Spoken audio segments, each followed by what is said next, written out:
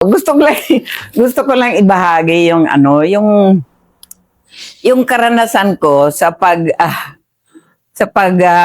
share ng karanasan ko sa bilang isang asawa, parang ganyan. Isang beses umattend ako sa isang activity doon sa Thailand. 700 kami lahat no na participants, iba't ibang bansa kasi buong ano yon, international na activity yon. Kaya habang ilang araw ako doon, naboboard yung mga kasamahan ko. Gusto nila maglabas kami para kumain. Kaya hindi ko alam, birthday pala ng kasama ko na nagtrabaho sa Philippine Daily Inquirer, parang ganyan. Sabi niya, ate, birthday ko ngayon. Kumain tayo sa labas at yung magtsikahan lang, parang ganyan. Sabi ng kasama ko. Sabi ko, anong gusto mong i-chika ko sa iyo bilang birthday ko sa iyo? Sabi niya, kahit ano, yung love life mo, ate, parang ganyan. sabi ko sa inyo. Tapos kinausap ko, sinabihan ko sila tungkol sa love life ko, parang ganyan. Ito yung nangyari sa akin. Sabi niya, kilig na kilig sila. Ha? Kasi mga ano yon, yung pamilya, may pamilya na, yung mga kasama ko. May isang edad na 25 years old. Kilig na kilig. Kilig na kilig sila sa story ko. Sabi nila, talaga ate, yun yung story, love story mo. Oo, totoo yan. Hindi ako nagsabi ng hindi totoo. Yun talaga ang karanasan ko. Sabi ko sa kanila, kung mamili kayo ng magiging mapangasawa nyo, magiging nobya at nobyo nyo, ako yung sundin nyo. Sabi ko sa'yo, ako yung susundin nyo kasi special yan na mangyari, sabi ko. Special lang na mangyari kasi yung talagang proud talaga ako sa asawa ko. Sabi ko sa kanila, proud talaga ako sa asawa ko. Sabi ko sa kanila, yung gawaing mag-asawa. Kasi ako yung palaging lumalabas sa bahay at nagtatrabaho. Siyempre, yung usapin ng mag-asawa, hindi lang yun sa literal na pagmamahal. Ibahagi mo, ipapakita mo yung totoong pagmamahal talaga. Siyempre, yung relasyon bilang mag-asawa, relasyon sa mga anak, relasyon sa buong komunidad, paano nila magiging ito kasi yung yung parang yung ideal. Gusto ko na ideal na pamilya. Hindi lang yung conservative kundi yung parang comprehensive, parang ganyan. So yun yung gusto ko. So parang ito yung i-praktika ko sa pamilya, parang ganyan. Na makikita sa neighbor, sa kapitbahay na ito yung klase. Isang simpleng yung parang pag-iba ng kultura. Kasi sa pamilya, kaming magkapatid, sa mga magulang ko, pag kumakain, talagang sabay. Wala talagang maiwan yan. At saka magdasal, parang ganyan. So sino yung magdadasal? Siyempre sa pamilya ko. Sa kaming magkapatid, ako yung palaging yung tinutukoy ng aking magulang, ikaw magdasal, parang ganyan. Kasi ako yung madaldal. Madaldal. Saka panahon yung konting yung balikan ko lang yung ugali ng yung papa ko. Panahon ng enrollment. Kasi grade 5, grade 4, parang ganyan. Magpila kami niyan. Tapos yung tatay ko, upo yan ng upuan. Tapos pipila kami. Tapos tinatanong ng tatay ko na, anong gusto mo?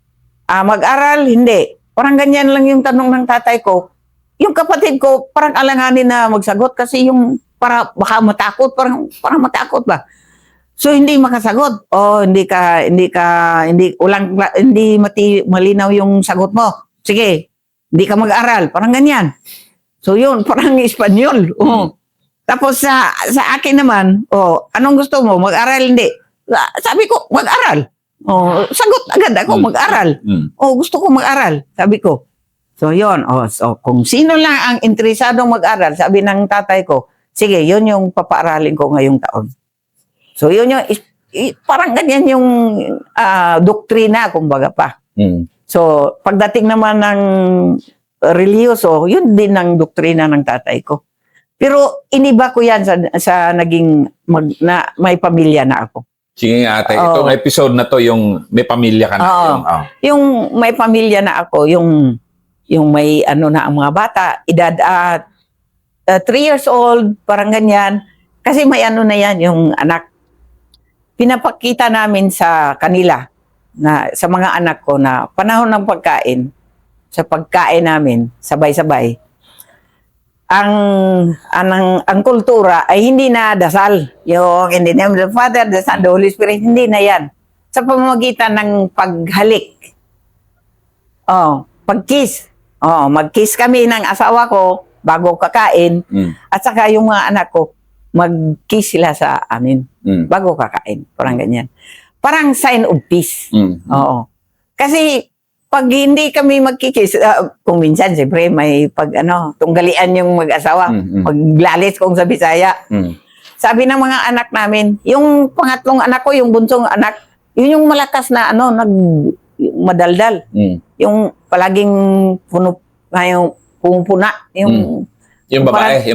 Yung babae. Yung nag-iisang babae ko.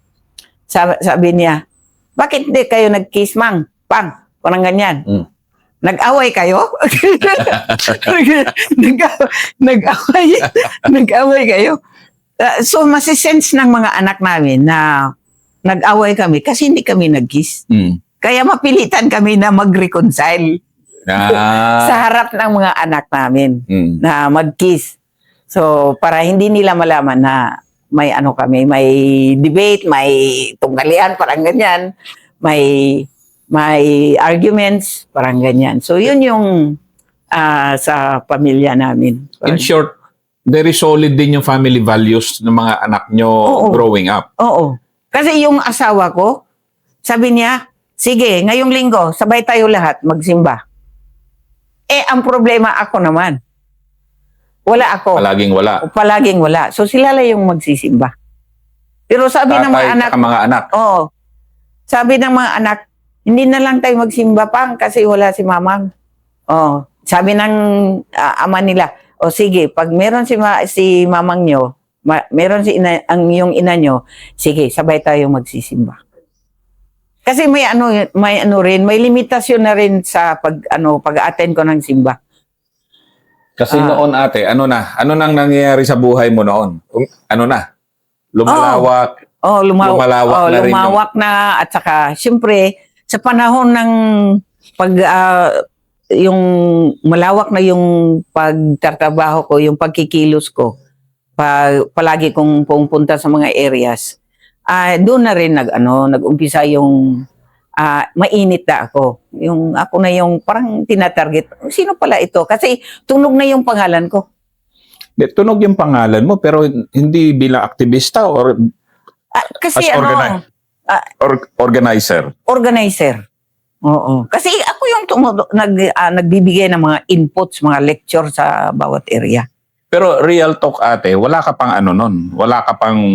Wala pang... hindi pa ako. Pero mismo dito kasi sa kasagsagan ng 1980s hanggang 1990s, ilagay natin, sabihin natin na ang simbahan ay yung point of view nila ay radical. Parang ganyan, yung progressive, parang ganyan lang.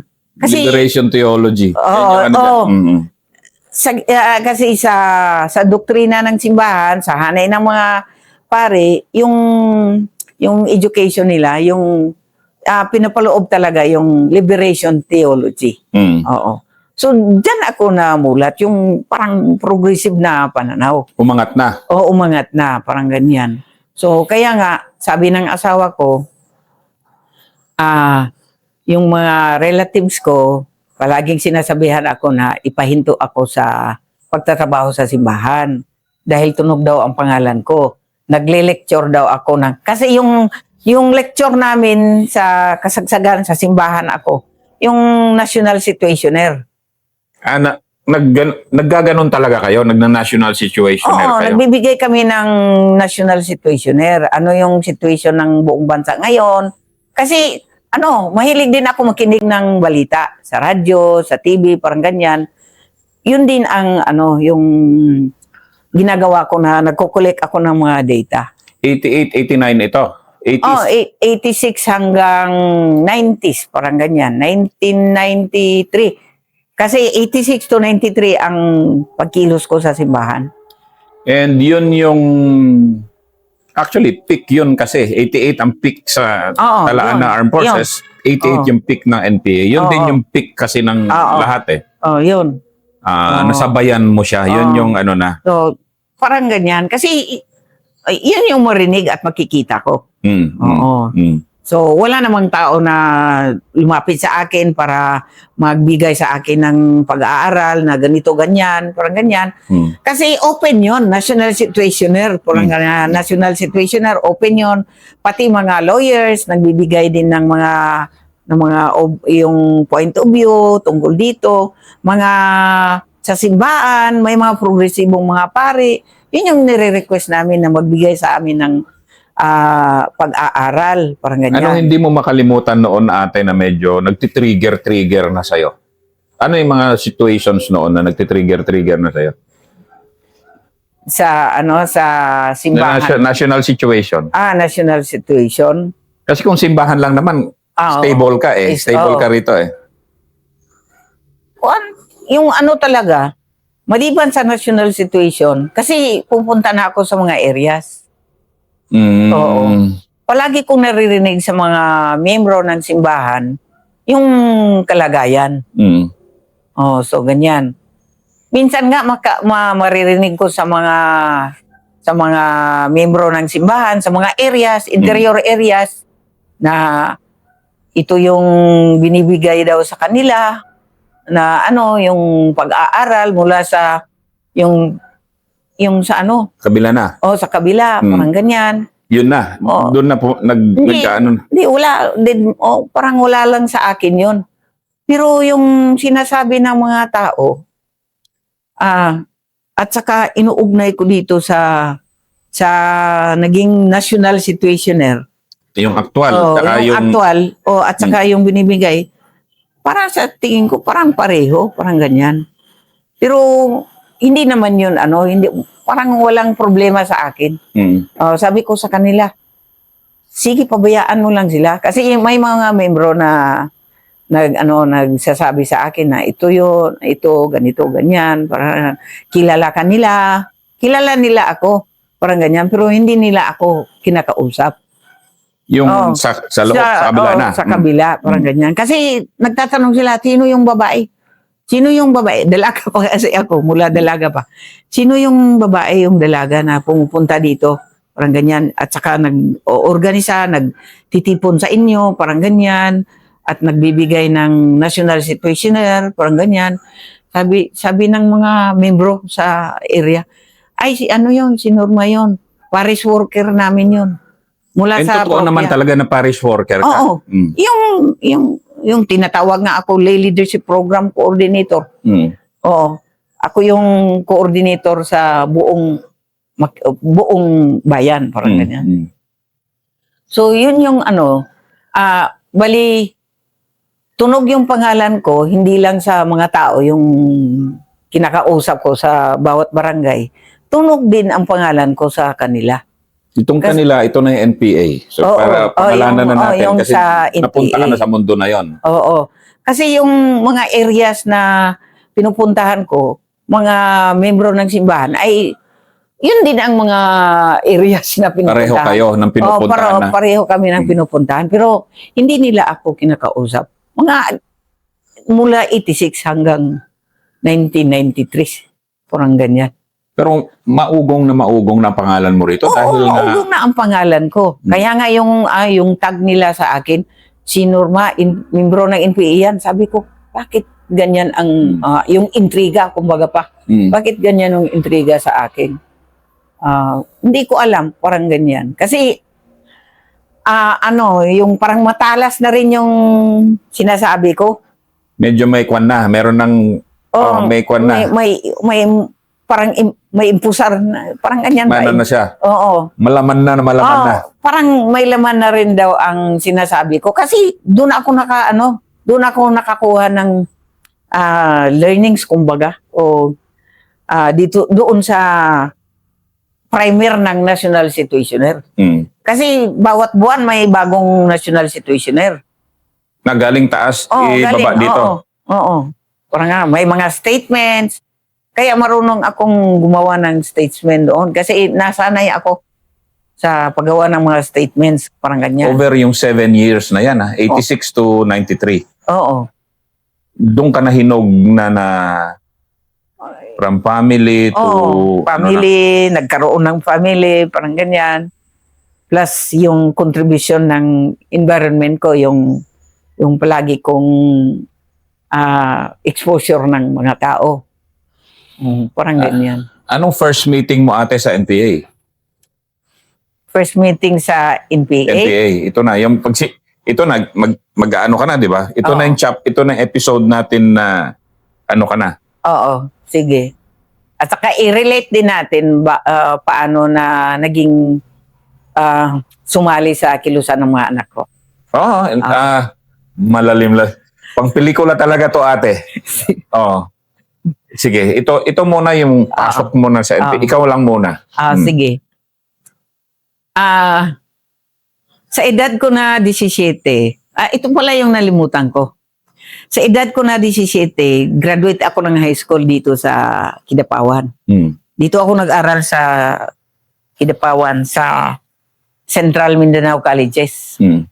Diyan ako nagtapos ng high school sa 1984. 1984. Parang ganyan. Sa edad na 15 yata? 15? Hindi ko malimutan. 15, 16. Yan. 15, 16. Parang ganyan. Ngayon, siyempre malayo itong lugar namin. Sa Kidapawan lang ako nag-aral. Hindi ako nag-aral dito sa Makilala. Doon ako sa Kidapawan. Kasi yung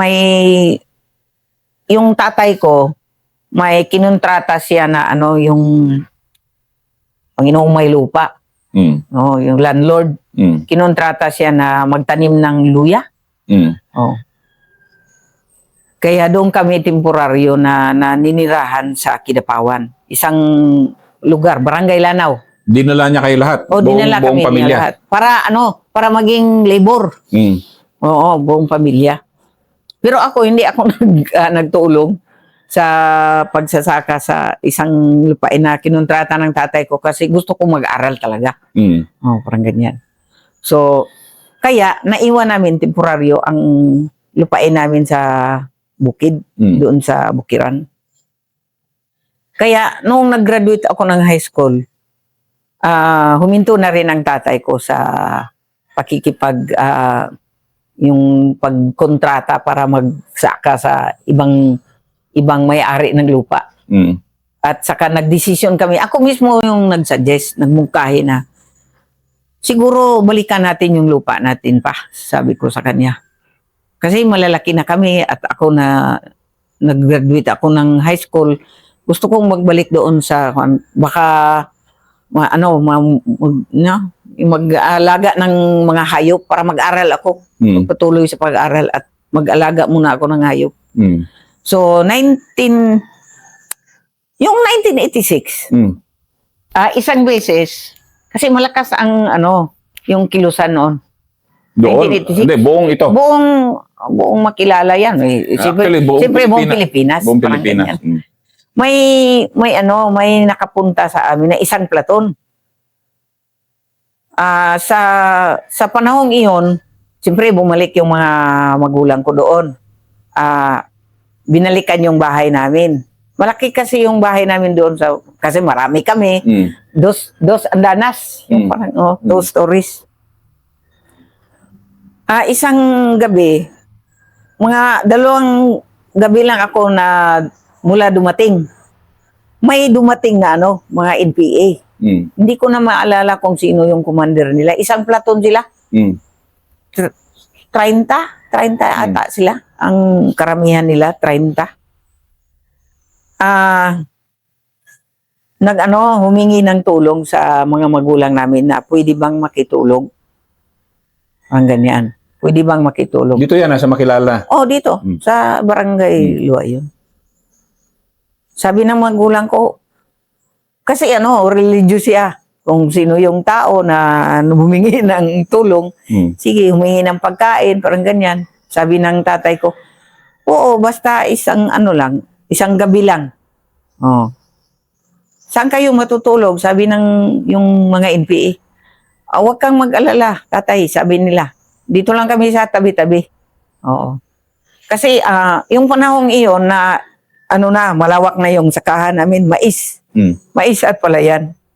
Sabi ng nanay ko, bukas ng umaga, kuha ako ng yung mais para lutuin. Sabi ng nanay ko. Sabi ng tatay ko, sige, kuha ka kayo para papakain natin sila. Kawawa naman sila, sabi nila. Oh, kasi mabait sila sa atin, sabi ng tatay ko. Mabait naman sila. Oh, kasi yun yung kami, ako nag-obserba lang ako. Tapos nagtutulong, parang ganyan. Tinatanong nila ako, sinong pangalan mo? Sabi nila sa akin, sinagot ko sila, ito yung pangalan ko, sabi ko. Nag-aral ka? Sabi nila, nag-aral ka? Oo, sabi ko. Bago lang ako nag-graduate ng high school, sabi ko. Anong plano mo? Sabi ko, magpatuloy ako sa pag-aaral. Kasi gusto kong mag-lawyer, sabi ko. Gusto kong mag-lawyer. Pero sabi ng tatay ko, mag-alaga pa daw ako ng mga hayop para yun yung gamitin sa pag-aaral ko. So, yun yung sabi ng tatay ko. Okay.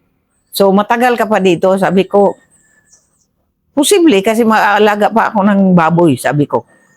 Oh, mula noon, umalis sila pagka kinabukasan. Hindi namin alam kung saan sila patungo. Hindi naman kami nagtanong kasi bawal daw yun, sabi ni papa ko. Hindi namin alam na nasa paligid lang pala sila. Nasa paligid at saka yung ginagawa nila na maghanap ng mga contacts.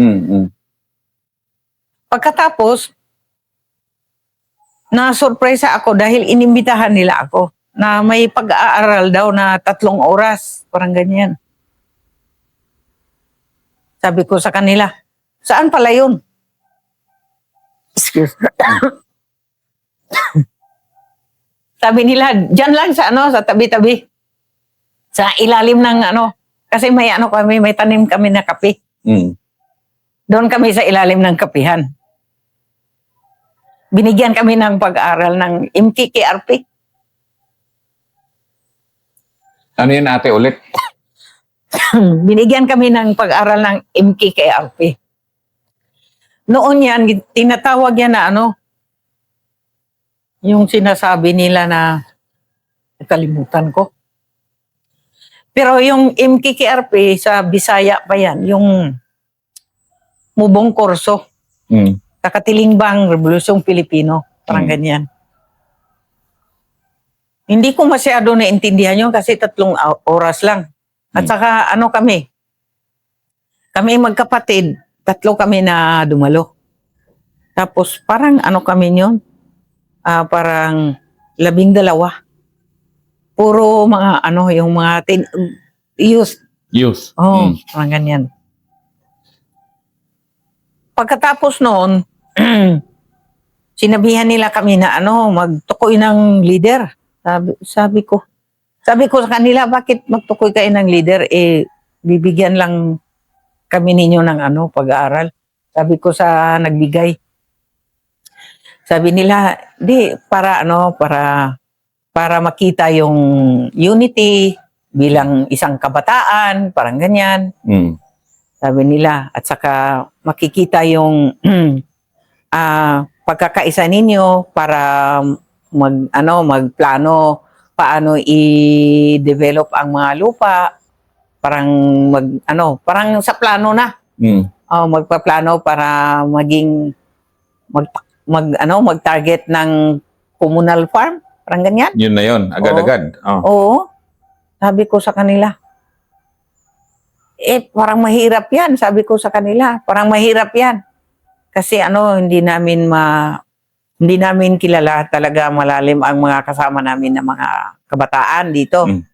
Kasi ako, bago lang ako, sabi ko. Bago lang ako at saka posible babalik ako doon sa Kidapawan para ituloy ko yung pag-aaral ko, sabi ko sa kanila.